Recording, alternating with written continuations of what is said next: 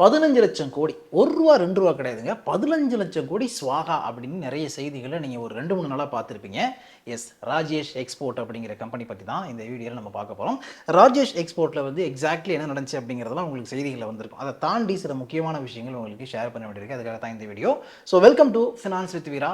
இது முழுக்க முழுக்க எஜுகேஷனல் பர்ப்பஸ்க்காகவும், இன்ஃபர்மேட்டிவ் பர்ப்பஸ்க்காக மட்டும் தான். இதுல சஜஷனும் அட்வைஸும் கொடுக்க போறது இல்ல. ஏன்னா நான் ஒரு செபி ரெஜிஸ்டர்ட் அட்வைசர் கிடையாது. அதனால இப்போ நம்ம பேச போற ஸ்டாக்ல நீங்க இன்வெஸ்ட் பண்ணணும் அப்படின்னு நினைச்சீங்கன்னா உங்களுக்கு நல்லா தெரிஞ்ச செபி ரெஜிஸ்டர்ட் அட்வைசரை கேட்டுக்கிட்டு நல்லா ஓன் ரிசர்ச் பண்ணிட்டு அதுக்கப்புறமா இன்வெஸ்ட் பண்ணுங்க.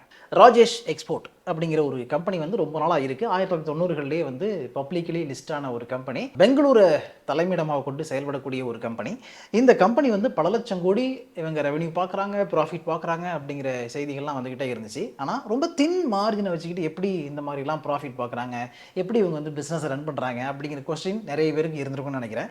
அந்த கொஸ்டின் யாருக்கெல்லாம் இருந்திருக்கும் அப்படின்னு பார்த்தீங்கன்னா, இந்த பெரிய அளவில் இன்வெஸ்ட் பண்ணக்கூடிய எஃப்ஐஎஸ் அண்ட் டிஎஸ்க்கு இருந்திருக்கும். அதனால் அவங்க யாருமே இன்வெஸ்ட் பண்ணல.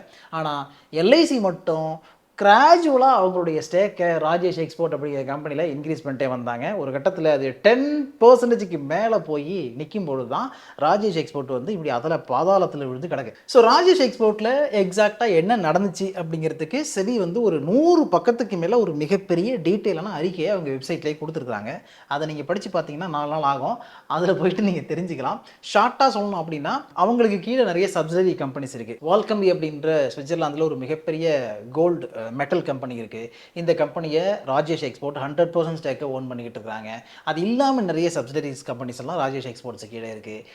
இதோடைய கன்சாலிடேட்டட் ரெவன்யூ, அதுக்கப்புறம் வந்து இந்த ராஜேஷ் மேத்தா இருக்கார் இல்லையா, அதாவது கம்பெனியுடைய சேர்மன், அவர் ஃபியூச்சர்ஸ் மார்க்கெட்டில் ட்ரேட் பண்ணது, இன்னும் பல மற்ற ஆக்டிவிட்டீஸ் எல்லாத்தையும் சேர்த்து கலந்து கட்டி அடித்து தான் இந்த மாதிரி ஒரு ரெவன்யூவை காமிச்சிருக்கிறாங்க அப்படிங்கிறது தான் குற்றச்சாட்டு.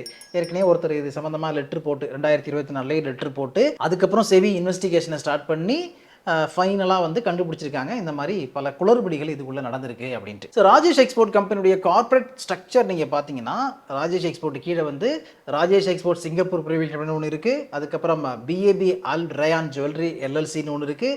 குளோபல் கோல்டு ரிஃபைனரிஸ் ஏஜி இருக்குது. வால்கம்பி இருக்குது. அதுக்கப்புறம் வால்கம்பி யூஎஸ்ஏ இருக்குது. ACC energy storage private limited அப்படின்னு ஒரு கம்பெனி இருக்குது. இத்தனை கம்பெனிஸ் இருக்குது. இதில் வந்து நிறைய கம்பெனிஸில் 100% ராஜேஷ் எக்ஸ்போர்ட் வந்து அவங்களுடைய ஷேரை ஓன் பண்ணிக்கிட்டு இருக்காங்க. குற்றச்சாட்டு என்னன்னா, 2021 2025 இடைப்பட்ட காலகட்டத்தில் இந்த கம்பெனி ஜென்ரேட் பண்ண ரெவன்யூஸ் இருக்குல்ல, அது எதுவுமே ராஜேஷ் எக்ஸ்போர்ட்டோட ஷேர் கிடையாது. கிட்டத்தட்ட 97% மேலே வெளியிலேருந்து தான் வந்திருக்கு. இதனுடைய சப்சிடரிஸ் கம்பெனிஸ், அதுக்கப்புறம் அதர் ஆக்டிவிட்டி மூலமாக தான் வந்திருக்கு. ஆனால் ஒட்டுமொத்தமாக இந்த கம்பெனி தான் எல்லாத்தையும் பண்ணுது அப்படிங்கிற மாதிரி அவங்க காமிச்சிருக்கிறாங்க. அதற்கான ப்ரூஃப் கொடுங்க அப்படின்னு கேட்டால் ப்ரூஃபையும் கொடுக்க மாட்டாங்க. சுவிட்சர்லாந்து லா அதுக்கு ஒத்துக்கலை அப்படின்றாங்கன்னு பல கட்டுக்கதைகள் அள்ளி விட்றாங்கன்னு சொல்லிட்டு குற்றச்சாட்டு. இருந்தாலும் வந்து இது எல்லாமே உண்மை தான், நாங்கள் நேர்மையாக தான் செயல்பட்டுருக்கோம் அப்படின்னு பதிலளிக்க போகிறோம் அப்படின்னு ராஜேஷ் எக்ஸ்போர்ட் சைடில் சொல்லப்பட்டிருக்கு. அதற்கான வேலைகளை அவங்க பார்த்துக்கிட்டு இருக்கதா சொல்கிறாங்க.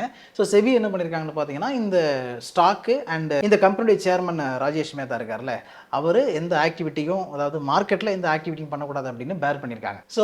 டிஸ்கிரிபன்சிங்கிறது என்ன, கடந்த 2021 2025 ஒட்டுமொத்தமாக 15.15 லட்சம் கோடி இவங்க வந்து வருமானமாக காமிச்சிருக்கிறாங்க. அதாவது வருஷத்துக்கு 4 லட்சம் கோடி 5 லட்சம் கோடி அந்த மாதிரி. இப்போ 2026 நீங்கள் எடுத்து பார்த்தீங்கன்னு வச்சுங்களேன், இந்த கம்பெனியுடைய சேல்ஸ் எவ்வளோ, ரெவன்யூ எவ்வளோ பார்த்தீங்கன்னா 7,78,716 கோடி. இதில் எக்ஸ்பென்சஸ் வந்து 7,78,609 கோடி. ஆப்ரேட்டிங் ப்ராஃபிட் 107 கோடி. மார்ஜின் கிடையவே கிடையாது, 0 தான் மார்ஜின். ஓகேவா, ஆப்ரேட்டிங் மார்ஜின் இல்லையா. அண்ட் நெட் ப்ராஃபிட் வந்து 112 கோடி அப்படின்னு. ஆக்சுவலாக இப்போ 2016 நீங்கள் எடுத்து பார்த்தீங்கன்னா ஒரு மாதிரி கஜாங் பஜான் இருக்கும். நம்ம இந்த கம்பெனி பற்றி ஏற்கனவே பேசியிருக்கிறோம். பேசும்போது வந்து இந்த மாதிரியான சில விஷயங்களை நான் உங்களுக்கு ஷேர் பண்ணியிருப்பேன். அதாவது ரொம்ப ரொம்ப தின் மார்ஜின், வெறும் 1% ஆப்ரேட்டிங் மார்ஜின், 0% இப்படிப்பட்ட ஒரு மார்ஜினை வச்சுக்கிட்டு இவ்வளோ நாள் இந்த கம்பெனியை ஒருத்தர் ரன் பண்ணிக்கிட்டே இருக்காரு, அது எப்படி அப்படின்ற மாதிரியான கேள்விகள், சந்தேகங்கள்லாம் வந்து பல பேருக்கு, அதாவது இன்வெஸ்ட் பண்ணக்கூடிய பல பேருக்கு இருக்கிற ஒன்று தான். ஆனால் இப்படி அதாவது சாதாரணமாக இந்த மாதிரியான வீடியோ போடுற நமக்கே, இந்த விஷயத்தை பேசுகிற நமக்கே வந்து இது தெரியும் பொழுது ஏன் 10.80% ஸ்டேக்கை ஹோல்ட் பண்ணிக்கிட்டு இருக்கா எல்ஐசிக்கு இது எங்கே தெரியாமல் போச்சு அப்படிங்கிறத ஒரு மிகப்பெரிய கேள்விக்குறியாக இருக்குது. சரி, நான் விஷயத்துக்கு வரேன். இப்போ 2-3 விஷயங்கள் நம்ம பார்க்க போகிறோம். ஒன்று என்ன அப்படின்னு பார்த்தீங்கன்னா, எல்ஐசி வந்து இந்த கம்பெனியில் இப்போ 10.80% ஸ்டேக்கை வச்சிருக்காங்க. இதனால எவ்வளோ லாஸ் அந்த கம்பெனிக்கு அப்படின்னு பார்த்தா, இந்த லாஸை எப்படி கால்குலேட் பண்ணுறது அப்படின்னா அது அவ்வளோ ஈஸியான விஷயமே இல்லை. ஏன்னா அவங்க என்ன பண்ணுறாங்க, கொஞ்சம் கொஞ்சமாக இந்த கம்பெனியில் அவங்களுடைய இன்வெஸ்ட்மெண்ட்டை இன்க்ரீஸ் பண்ணிட்டே தான் போயிருக்காங்க. முதல்ல 2016 மார்ச்சில் என்ட்ரி கொடுத்துருக்காங்க ராஜேஷ் எக்ஸ்போர்ட் அப்படிங்கிற கம்பெனியில் எல்ஐசி. அப்போ வந்து 600 ரேஞ்சில் இந்த ஸ்டாக்குடைய ப்ரைஸ் ட்ரேட் ஆகிட்டு இருக்கு.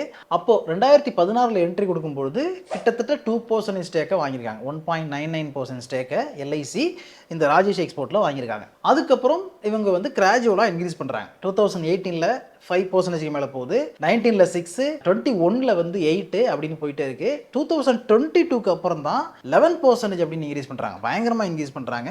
அப்புறம் வந்து 2024ல் அது 10.8 குறைக்கிறாங்க. 10.8ங்கிறது மெயின்டைன் ஆகிட்டு இருக்கு. ஸோ இப்போ இந்த 11.04ல் இருந்து 10.8 அப்படின்னு குறைக்கிறாங்க இல்லையா, அதில் எவ்வளோ 0.24%. இந்த 0.24% ஸ்டேக்கை தான் எல்ஐசி ராஜேஷ் எக்ஸ்போர்ட்டில் வித்துட்டு வெளில வந்திருக்காங்க. அந்த 0.24% ஸ்டேக்குக்கான என்ன வேல்யூ இருந்துச்சோ, எப்போ விற்றுருக்காங்கன்னு பார்த்தீங்கன்னா 2024 மார்ச்சில் விற்றுருக்காங்க. 2024 மார்ச்சில் எவ்வளோ 300 ரேஞ்சில் ஷேர் ப்ரைஸ் இருந்திருக்கு. யோசிச்சு பாருங்க, 600 கிட்ட என்ட்ரி கொடுத்து 300 ரேஞ்சில் ஒரு 0.24% வித்துட்டு வெளில வந்துருக்காங்க. அதுவும் லாஸ்ட் தான் புக் பண்ணியிருக்காங்க. அதிகபட்சமாக பார்த்தோம்னா 2023 பிப்ரவரியில் 946 ரூபா அந்த ரேஞ்சுக்கெல்லாம் இந்த ஸ்டாக் ப்ரைஸ் வந்து மேலே போயிருக்கு, அப்பர் சர்க்கியூட்டுக்கு போயிருக்கு. அப்போ எல்லாம் விற்றுருந்தா நல்ல லாபம். ஆனால் இந்த கம்பெனி எக்ஸிட் ஆகலை, மெயின்டைன் தான் பண்ணிட்டு இருந்திருக்காங்க. எல்ஐசி மட்டும் கிடையாது, எல்லா இன்சூரன்ஸ் கம்பெனியுமே வந்து இந்த மாதிரி அவங்க ஷேர் மார்க்கெட்டில் இன்வெஸ்ட் பண்ணுவாங்க. அது வந்து 2 டைப் இருக்கும். ஒன்று என்னென்னு பார்த்தீங்கன்னா, இப்போ நீங்கள் வந்து ஒரு யூலி பிளானில் இன்வெஸ்ட் பண்ணுறீங்கன்னா, அந்த யூலி பிளானில் இன்வெஸ்ட் பண்ணுற அமௌண்ட் வந்து உங்களுடைய பணம் பல்கி பெருகணும் அப்படிங்கிறதுக்காக இந்த மாதிரியான மற்ற ஷேர் மார்க்கெட்டில் லிஸ்ட்டாக இருக்கிற கம்பெனிஸில் போயிட்டு இன்வெஸ்ட் பண்ணுறது ஒன்று. ரெண்டாவது, ஒவ்வொரு இன்சூரன்ஸ் கம்பெனிக்கும் ஒரு அசட் அண்டர் மேனேஜ்மெண்ட் இருக்கும். அந்த கம்பெனியுடைய ப்ராஃபிட்டை வந்து ஒரு குறிப்பிட்ட பர்சன்டேஜ் எடுத்து மார்க்கெட் எக்ஸ்போஷர் கொடுக்கணும், கம்பெனியுடைய அசட்டை வந்து இன்னும் பெருசாக்கணும், நம்மளுடைய இன்வெஸ்டிங் ஆக்டிவிட்டி மூலமாக நிறைய சொத்துக்களை கொண்டு வரணும் அப்படிங்கிறதுக்காகவும் இன்வெஸ்ட் பண்ணுவாங்க. ஸோ அந்த அடிப்படையில் இப்போ எல்ஐசி கம்பெனியும் நிறைய கம்பெனிஸில் இன்வெஸ்ட் பண்ணிருக்காங்க. அதில் ஒன் ஆஃப் த கம்பெனி தான் இந்த ராஜேஷ் எக்ஸ்போர்ட் அப்படிங்கிறது. ஆக்சுவலாக எல்ஐசிக்கு வந்து இது ஒரு மிகப்பெரிய பிரச்சனையா அப்படின்னு பார்த்தீங்கன்னா இது மிகப்பெரிய பிரச்சனை இல்லை. ஏன்னா எல்ஐசியுடைய அசட் அண்டர் மேனேஜ்மெண்ட் வந்து 59 லட்சம் கோடிக்கு மேலே, கிட்டத்தட்ட 60 லட்சம் கோடி ரூபாய் அசட் அண்டர் மேனேஜ்மெண்ட் இருக்கக்கூடிய ஒரு கம்பெனி இந்த ராஜேஷ் எக்ஸ்போர்ட் அப்படிங்கிற கம்பெனியில் லாஸ் ஆகிருக்கிற பணம் எவ்வளோ அப்படின்னு பார்த்தீங்கன்னா கிட்டத்தட்ட ஒரு 600-700 கோடி இருக்கும், அவ்வளோதான். ஏன்னா அவங்க என்ட்ரி கொடுத்தது வெறும் 2% கிட்ட தான் வாங்கியிருக்கிறாங்க. அப்போ 600 கிட்ட இருந்திருக்கு. அதுக்கப்புறம் கிராஜுவலாக இன்க்ரீஸ் பண்ணிட்டே வர்றாங்க. ஸோ டோட்டலாக பார்த்தீங்கன்னா ஒரு 600-700 கோடி தான் லாஸ் ஆகிருக்கும். பட் இப்போ அவங்களுடைய வேல்யூ அப்படிங்கிறது வந்து கிட்டத்தட்ட ஒரு 300 கோடியாக குறைஞ்சி போச்சு. அதாவது இன்வெஸ்ட் பண்ண அமௌண்ட்டுடைய வேல்யூங்கிறது 300 கோடி கிட்ட குறைஞ்சி போச்சு. ஏன்னா ராஜேஷ் எக்ஸ்போர்ட்டுடைய ஷேர் வந்து டிராஸ்டிக்காக ஃபால் ஆகிருக்கு. ஸோ 60 லட்சம் கோடி கிட்ட அசட் அண்டர் மேனேஜ்மெண்ட் வச்சிருக்கிற ஒரு எல்ஐசி மாதிரியான ஒரு மிகப்பெரிய கம்பெனிக்கு இந்த 300 கோடி 700 கோடி இல்லை 1000 கோடியே இருந்தால் கூட அதெல்லாம் வந்து இந்த பையனுக்கு டிப்ஸ் கொடுக்குற மாதிரிங்க, அந்த மாதிரியான ஒரு சில்லற காசு தான், அது பிரச்சனை இல்லை. ஆனால் என்ன கேள்வி நமக்கு வந்து வரணும், நம்மலாம் இந்த எல்ஐசி நோக்கி என்ன கேள்வி கேட்கணும் அப்படின்னு பார்த்தீங்கன்னா, இந்த ராஜேஷ் எக்ஸ்போர்ட் கம்பெனி எடுத்துக்கிட்டிங்கன்னா ஃபண்டமெண்டலி பார்த்தோம்னா ரொம்ப தின் மார்ஜின் வச்சுக்கிட்டு ரன் பண்ணிக்கிட்டு இருக்காங்க அப்படிங்கிறது தெளிவாக தெரியுது. அது ஒன்று. அதுக்கப்புறம் வேறு எந்த டொமஸ்டிக் இன்ஸ்டிடியூஷனல் இன்வெஸ்டாரும் இதில் இன்வெஸ்ட் பண்ணவே இல்லை. இப்போ வந்து ஒரு ஆக்சிஸ் மியூச்சுவல் ஃபண்டோ, HDFC மியூச்சுவல் ஃபண்டோ, இல்லை வேறு ஏதோ ஒரு இன்சூரன்ஸ் கம்பெனியோ இதில் இன்வெஸ்ட் பண்ணவே இல்லை. ஆனால் எல்ஐசி மட்டும் கண்டினியூஸாக பண்ணிக்கிட்டே இருந்திருக்காங்க. அப்போ எல்ஐசியுடைய ஃபண்டு மேனேஜர்னு ஒருத்தர் இருப்பார்ல, ஒவ்வொரு டைமில் ஒருத்தர் மாதிரி இருப்பார். ஒரு வருஷம் ஒருத்தர் இருக்கலாம், இன்னொரு வருஷம் வேறு ஒருத்தர் மாதிரி இருக்கலாம். இந்த கடந்த 20 வருட காலகட்டத்தில் எத்தனை ஃபண்ட் மேனேஜர் இந்த ஆக்டிவிட்டியை பண்ணாங்க அப்படிங்கிற டேட்டா நமக்கு கிடையாது. ஸோ ஒரு ஃபண்ட் மேனேஜர் அதை பண்ணார், ஓகே. அடுத்த ஃபண்ட் மேனேஜரும் இதை ரிவ்யூ பண்ணாமல் அப்படியே ஃபாலோ பண்ணாரா? நான் ராஜேஷ் எக்ஸ்போர்ட்டா, ஓகே இந்த மாதம் ஒரு 4 கோடி போடு, 5 கோடி போடு, 50 கோடி போடு அப்படின்னு போட்டே இருந்தாரா? அதுதான் கேள்வியாக இருக்குது. அப்போ கண்மூடித்தனமாக நீங்கள் இன்வெஸ்ட் பண்ணீங்களா? ஏன்னா இது மக்களுடைய பணம். 600 கோடியாக இருக்கட்டும், 300 கோடியாக இருக்கட்டும், அது 60 லட்சம் கோடி ரூபா அசட் அண்டர் மேனேஜ்மெண்ட் வச்சிருக்கக்கூடிய எல்ஐசிங்கிற நிறுவனத்துக்கு சின்ன அமௌண்ட்டாக இருக்கலாம். ஆனால் வெளியிலேருந்து நீங்கள் பார்த்தீங்கன்னா 300 கோடிங்கிறதும் 400 கோடிங்கிறதும் பெரிய பணம் தான். இப்போ நீங்கள் வந்து ஒரு பாலிசி எல்ஐசியில் போட்டிருக்கீங்க, மாதத்துக்கு ஒரு 2000 கட்டுறீங்க அப்படின்னா கூட அந்த 2000ங்கிறது உங்களுக்கு முக்கியமான பணம், ரொம்ப பெரிய பணம் தான் அது, இல்லையா? சும்மா நீங்கள் வந்து கொடுக்க முடியாது, உங்களுக்கு இந்த 2000 சும்மா வர போகிறது இல்லை. அப்படி இருக்கும்பொழுது இந்த மாதிரி மக்களுடைய பணம் உள்ளே இருக்குது, அந்த பணத்தை வச்சு நீங்கள் ஒரு பிஸ்னஸ் பண்ணுறீங்க. அந்த பிஸ்னஸில் இருந்து அதை பத்திரமா இன்வெஸ்ட் பண்ணும் பொழுது எப்படி எந்த விதமான ஃபண்டமெண்டலும் இல்லாமல் ஒரு மாதிரி ரன் ஆகிட்டு இருக்க கம்பெனியில் கண்மூடித்தனமாக எப்படி இன்வெஸ்ட் பண்ணுறதுக்கு ஒரு ஃபண்ட் மேனேஜருக்கு துணிச்சல் வருது? இதுக்கு பின்னாடி யார் இருக்கா? இதுதான் எல்ஐசியை நோக்கி எல்லாருமே கேட்க வேண்டிய கேள்வி. ஏன் இதை நான் சொல்கிறேன்னா, இப்போ டைட்டன் அப்படின்னு ஒரு கம்பெனி இருக்குங்க. கோல்டு அதுக்கப்புறம் வந்து அப்பேரல்ஸில் இருந்து பல வேலைகளை பார்க்கக்கூடிய ஒரு கம்பெனி. இப்போ ராஜேஷ் ஜுன்ஜுன்வாலா எடுத்துக்கிட்டிங்கன்னா 50 ரூபாய்க்கு டைட்டன் ஷேரை வாங்கினாரு. பல கோடி ரூபா அசட்டில் அவர் வந்து உட்காந்துட்டு இருக்காரு. அவருடைய கம்பெனி இருக்குது. அவர் இறந்துட்டாரு, இருந்தாலும் அவருடைய கம்பெனி அந்த அளவுக்கு இருக்குது. மிகப்பெரிய கோடீஸ்வரனா டைட்டன் கம்பெனி தான் அவரை மாத்துனுச்சு அப்படிங்கிற பல விஷயங்களை செய்திகளை நம்ம படிச்சிருக்கோம். இப்போ இந்த எல்ஐசி டைட்டன் கம்பெனியில் என்ன பண்ணி வச்சிருக்காங்க அப்படின்னு நான் செக் பண்ணி பார்த்தேன். ஸோ டைட்டன் கம்பெனியில் எல்ஐசி என்ன பண்ணுதுன்னு பார்த்தீங்கன்னா 2016 இன்வெஸ்ட் பண்ணியிருக்கு. ஆஹா, நல்ல விஷயமா இருக்கே அப்படின்னு பார்த்தா லைஃப் இன்சூரன்ஸ் கார்பரேஷன், அதுக்கப்புறம் வந்து LIC of India child fortune plus growth ஃபண்டுன்னு அந்த எல்ஐசியில் இருக்க ஃபண்டு, எல்ஐசி ஆஃப் இந்தியா, இந்த மாதிரி 3 இதில் வந்து இன்வெஸ்ட் பண்ணியிருக்காங்க. எல்ஐசி கம்பெனியே வந்து 2016 அதாவது ராஜேஷ் எக்ஸ்போர்ட்டில் எப்போ என்ட்ரி கொடுத்தாங்களோ அந்த டைம்ல இருந்தே எல்ஐசிலையும் என்ட்ரி கொடுத்துருக்காங்க. பட் ஒரு மினிமமான போர்ஷனை தான் வாங்கியிருக்காங்க. அதுக்கப்புறம் பார்த்தீங்கன்னா 2021 3.91% அளவுக்கு அவங்களுடைய ஸ்டேக்கை இன்க்ரீஸ் பண்ணிருக்காங்க. இதில் இடையில வாங்கிட்டு வித்துட்டாங்க. அதுக்கு பிறகு 3% மேலே ஸ்டேக்கை ஹோல்ட் பண்ணிருக்காங்க எல்ஐசி. இப்போ 2026 பார்த்தீங்கன்னா 2.34% தான் எல்ஐசியுடைய ஸ்டேக் இருக்கு டைட்டன் கம்பெனியில். ஸோ டைட்டன் கம்பெனி வந்து ஒரு நம்பிக்கையான நல்ல ரிட்டர்ன் கொடுத்த க்ரோத் ஃபேஸில் இருக்கக்கூடிய கம்பெனி, ஒரு பெரிய கம்பெனி அப்படிங்கிறது இந்தியாவில் ஷேர் மார்க்கெட்டில் இன்வெஸ்ட் பண்ணுற முக்கால்வாசி பேருக்கு தெரியும். அது எந்த அளவுக்கு அதோடைய பாஸ்ட் ஹிஸ்ட்ரி என்ன, எப்படிப்பட்ட ஒரு சக்ஸஸ் ஸ்டோரி இருக்குது அப்படிங்கிறது எல்லாருக்குமே தெரியும்.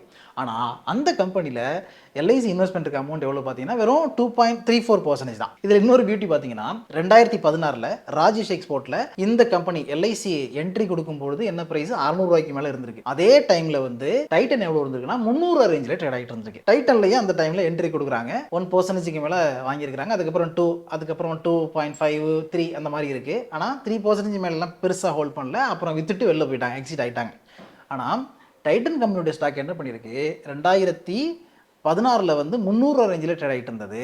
இப்போ 4000 ரூபாய்க்கு மேலாம் போய் 4200 ரூபாய்க்கு மேலாம் போயிருக்கு. கிட்டத்தட்ட இந்த 20 வருட காலகட்டத்தில் ஒரு 14% மேலே ஆவரேஜாக ரிட்டர்ன் கொடுத்துருக்கு. ஸோ நமக்கே வந்து இந்த விஷயம் ரொம்ப சாதாரணமாக தெரியுது. டைட்டன் கம்பெனியுடைய ஃபண்டமெண்டல் எப்படி இருக்குது, இதனுடைய க்ரோத் பொட்டன்ஷியல் எப்படி இருக்குது அப்படின்னு நமக்கு தெரியுது. ஆனால் எல்ஐசியில் இருக்கிற அவ்வளோ பெரிய ஒரு மிகப்பெரிய பொதுத்துறை நிறுவனமாக இருக்கக்கூடிய அந்த கம்பெனியில் இருக்கிற ஒரு ஃபண்ட் மேனேஜருக்கு டைட்டன் மாதிரியான ஒரு கம்பெனியில் நம்ம ஏன் எக்ஸ்போசரை இன்க்ரீஸ் பண்ணக்கூடாது அப்படிங்கிறது ஏன் தெரியாமல் போச்சு? இல்லை மற்ற வளரக்கூடிய இண்டஸ்ட்ரியில் இருக்கிற கம்பெனிஸ்ல எல்லாம் போயிட்டு இன்வெஸ்ட் பண்ணால் என்ன அப்படிங்கிறது எல்லாம் இல்லாமல் 10% ஸ்டேக்கை இந்த அளவுக்கு ஃபண்டமெண்டலில் வீக்காக இருக்கிற ஒரு கம்பெனியில் போயிட்டு ஏன் எடுக்கணும் அப்படிங்கிறதான் பெரிய கேள்வி. இப்போ இந்த கேள்வி நமக்கு வருது இல்லை, இந்த கேள்வியை பாலிஷா ராஜேஷ் எக்ஸ்போர்ட்டுடைய சேர்மன் ராஜேஷ் மேத்தா கிட்ட கேட்டிருக்காங்க. அவர் அதுக்கு என்ன பதில் சொல்றாரு அப்படின்னா, எல்ஐசிங்கிற கம்பெனி ராஜேஷ் எக்ஸ்போர்ட்டுடைய ஸ்டாக்கை அவங்களா இண்டிபெண்டண்டாக தான் வாங்கியிருக்காங்க, அதுக்கும் எங்களுக்கு எந்த சம்மந்தமும் கிடையாது. எந்த எல்ஐசி சம்மந்தப்பட்ட பர்சனும் எங்களை வந்து மீட் பண்ணி எந்த சலுகையும் வந்து இதனால அடைஞ்சிக்கல. இன்னும் சொல்ல போனா எல்ஐசி ஆஃபீஸே எங்க இருக்குன்னு தெரியாதுங்க அப்படின்னு அவர் சொல்லியிருக்காரு. அடுத்த முக்கியமான மேட்டர், கனரா பேங்க் என்ன பண்ணியிருக்காங்க, இந்த ராஜேஷ் எக்ஸ்போர்ட் அப்படிங்கிற கம்பெனிக்கு வந்து 509.37 கோடி ரூபாய் லோன் கொடுத்துருக்காங்க. அந்த லோன் எப்போ கொடுக்கப்படுதுன்னு பார்த்தீங்கன்னா 2010 செப்டம்பரில் கொடுக்கப்பட்டது. 2010 செப்டம்பரில் 475 கோடி ரூபாய் லோன் கொடுத்துருக்காங்க கனரா பேங்க். அதுக்கப்புறம் கொஞ்சம் மறுபடியும் இன்க்ரீஸ் பண்ணியிருக்காங்க. ஸோ டோட்டலாக வந்து 509 கோடி அப்படின்னு வந்து நிற்கிது. இப்போ இந்த 509 கோடி இருக்கு இல்லையா, இந்த 509 கோடியை அந்த கம்பெனி வந்து ரீபே பண்ணலை. ராஜேஷ் எக்ஸ்போர்ட் ரீபே பண்ணல. 509 கோடி ரூபாய்க்கும் இன்ட்ரெஸ்ட் என்னாச்சு 2010 அப்படின்னா இப்போ 2026 16 வருடங்களில் இந்த 509 கோடி ரூபாய்க்கான இன்ட்ரெஸ்ட் எவ்வளோ, அந்த எவ்வளோ இன்ட்ரெஸ்ட்டை வந்து இந்த கம்பெனி பே பண்ணியிருக்காங்க அப்படிங்கிற ஒரு விஷயம் இருக்குது. அந்த லோனை அவங்க ரீபே பண்ணலை. லோனை ரீபே பண்ணலன்னா என்ன ஆகும்னு பார்த்தீங்கன்னா அதை வந்து நான் பெர்ஃபார்மிங் அசட் அப்படிங்கிற கேட்டகரியில் பேங்க் வந்து வைப்பாங்க. அதாவது பேங்கை பொறுத்த வரைக்கும் லோன் தான் அவங்களுக்கு அசட்டு. அதனால் லோன் மூலமாக தான் இன்ட்ரெஸ்ட் வருது, இன்கம் ஜென்ரேட் ஆகுது. அதனால லோன் தான் அசட்டு. அந்த லோன்லேருந்து இன்ட்ரெஸ்ட் வரல, அந்த லோன் ரீபே ஆகலை அப்படின்னா அந்த அசட்டு பெர்ஃபார்ம் பண்ணலன்னு அர்த்தம். ஸோ நான் பெர்ஃபார்மிங் அசட் அப்படிங்கிற கேட்டகரியில் சேர்த்துருவாங்க. அந்த மாதிரி நான் பெர்ஃபார்மிங் அசட் கேட்டகரியில் சேர்த்ததுக்கு பிறகு அந்த லோனை வந்து அந்த லோன் பிஸ்னஸை வேற ஒரு கம்பெனிக்கு, அதாவது லோன் ரெக்கவரி கம்பெனிக்கு கொடுத்து நீங்கள் ரெக்கவர் பண்ணி கொடுங்க அப்படின்னு சொல்லி அவங்களுக்கு ஒரு மார்ஜின் வச்சு கொடுத்துருவாங்க. அந்த கம்பெனி அதை டேக் ஓவர் பண்ணி அந்த வேலையை செஞ்சு அவங்க எவ்வளோ நாள் எடுத்துக்கிறாங்களோ அது வேற ஒரு வழியாக வந்து முடிப்பாங்க. இதில் முடிக்க முடியாமல் போகிறதும் இருக்கும். ஏன்னா அந்த கம்பெனி வந்து மஞ்சள் நோட்டீஸ்லாம் கொடுத்துட்டாங்கன்னு வச்சுக்கலாம், பேங்க்ரப்ட்சி அப்படின்ற மாதிரி வந்துருச்சுன்னா, ராஜேஷ் எக்ஸ்போர்ட் மாதிரியான கம்பெனி வந்துருச்சுன்னா இந்த லோன் ரீபே பண்ணுறதுக்கான வாய்ப்பு இல்லாமல் போகும். அது வந்து ஃபர்தராக லாஸ் ஆகும். ஸோ இதனால இப்போ இந்த 509 கோடினால எங்களுக்கு பெரிய பிரச்சனை எல்லாம் கிடையாது அப்படின்னு கனரா பேங்கினுடைய மேனேஜிங் டைரக்டர் சொல்லியிருக்காரு. ஏன்னா கனரா பேங்க் வந்து இந்த மாதிரி இருக்கக்கூடிய என்பிஏவை குறைச்சிக்கிட்டு வர்றாங்க. ஸோ இப்போதைக்கு பார்த்தீங்கன்னா கனரா பேங்க்குடைய கிராஸ் என்பிஏங்கிறது 1.84% இருக்கு. இயர் ஆன் இயர் பார்த்தோம்னா கொஞ்சம் டிக்ளைன் ஆகிருக்கு. ஆக்சுவலாக ஒரு நிறுவனத்துக்கு ஒரு வங்கி லோன் கொடுக்குறது அப்படிங்கிறது வந்து வேற மாதிரி ஒர்க் ஆகும். அதையும் இதையும் வந்து நம்ம கனெக்ட் பண்ணிக்க முடியாது. ஏன்னா அந்த கம்பெனி எப்படி செயல்படுது அப்படிங்கிறத இனிஷியல் டைமில் அவங்க பார்த்துட்டு ப்ராஜெக்ட் வேல்யூலாம் என்னங்கிறத பார்த்துட்டு கூட லோன் கொடுத்துருப்பாங்க. அப்படி கொடுத்ததுக்கு அப்புறம் கம்பெனி வந்து பிஸ்னஸ் பண்ணானா பண்ணலனானே லோனை ரீபே பண்ண வேண்டியது அந்த கம்பெனியுடைய கடமை. அதனால லோனை திருப்பி கொடு அப்படின்னு கேட்டுருப்பாங்க. கொடுக்கலன்னா என்பிஏ கேட்டகரியில் சேர்த்துட்டு வேற ஒரு லோன் ரெக்கவரி கம்பெனிகிட்ட கொடுத்து அதை ரெக்கவர் பண்ணி கொடுங்க அப்படின்னு அவங்க வந்து புக்கை க்ளோஸ் பண்ணுவாங்க. ஆனால் எல்ஐசி மேட்டர் அப்படின்னு வரும்பொழுது இது வந்து மக்கள் இன்வெஸ்ட்மெண்ட்டு அப்படின்னு பண்ணி வச்ச பணம், நீங்கள் பாலிசி போட்ட பணம், நம்மலாம் பாலிசி போட்ட பணம், இதை எடுத்துகிட்டு போயிட்டு கண்மூடித்தனமாக இந்த மாதிரி இவங்க பண்ணியிருக்காங்களே அப்படிங்கிறதான் வருத்தமான ஒரு விஷயமா இருக்குது. ஸோ இந்த கேள்வியை தான் எல்ஐசி மாதிரியான பொதுத்துறை நிறுவனங்கள் கிட்ட மக்கள் திருப்பி கேட்கணும் அப்படின்னு நான் சொல்கிறேன். அதுக்காக தான் இந்த வீடியோ, வேறு ஒன்றுமே இல்லை. அதனால் இந்த மாதிரியான கேள்விகளை கேளுங்க. ஏற்கனவே அதானி அலோகேஷன் வரும்போதும் இந்த மாதிரி நம்ம வந்து நிறைய பேசணும். ஆனால் அது வந்து மார்க்கெட் ஒலாட்டிலிட்டிக்குள்ளே வர்றது, யாரு மேலே தான் குற்றச்சாட்டு இல்லை அப்படிங்கிற கேள்விகளும் முன்வைக்கப்பட்டது. அது ஒரு பக்கம் நியாயம்தான் அப்படின்னு சொன்னால் கூட ஃபண்டமெண்டல் இல்லாமல் ஒரு கம்பெனி இருக்கும்போது அந்த கம்பெனியில் தொடர்ச்சியாக ஃபண்ட் மேனேஜர்ஸ் எப்படி இன்வெஸ்ட்மெண்ட்டே இருப்பாங்க. ஏன்னா வேறு எஃப்ஐஎஸ் பெருசாக இன்வெஸ்ட் பண்ணல, 2-3 எஃப்ஐஎஸ் மட்டும் தான் வச்சிருக்காங்க. அந்த எஃப்ஐஎஸ் யாருங்கிறது ஃபர்தரான இன்வெஸ்டிகேஷனில் தெரிய வரும்னு நினைக்கிறேன். பட் டொமஸ்டிக் இன்ஸ்டிடியூஷனல் இன்வெஸ்டர்ஸ் யாருமே இன்வெஸ்ட் பண்ணலை அப்படிங்கும்போது எல்ஐசி மட்டும் ஏன் தொடர்ச்சியாக இன்வெஸ்ட் பண்ணிட்டே இருந்துச்சு அப்படிங்கிறதான் இதில் ஒரு பிக் கொஸ்டினாக இருக்குது. ஸோ என்ன ஆன்சர் வருது அப்படிங்கிறத வெயிட் பண்ணி பார்ப்போம். இந்த வீடியோ உங்களுக்கு பிடிச்சிருந்தா நிறைய பேருக்கு ஷேர் பண்ணுங்கள். புதுசாக நீங்கள் வந்து ஃபினான்ஸ் வித் யுவராஜ் சேனலை பார்க்குறதுக்கு வந்திருக்கீங்கன்னா சப்ஸ்கிரைப் பண்ணிட்டு அந்த பெல் நோட்டிஃபிகேஷனையும் ஒரு அமுக்கு வைங்க. அடுத்து ஒரு நல்ல வீடியோ மீட் பண்ணுவோம். அது வரைக்கும் உங்களை நீங்கள் பத்திரமா பார்த்துங்க. Thank you so much.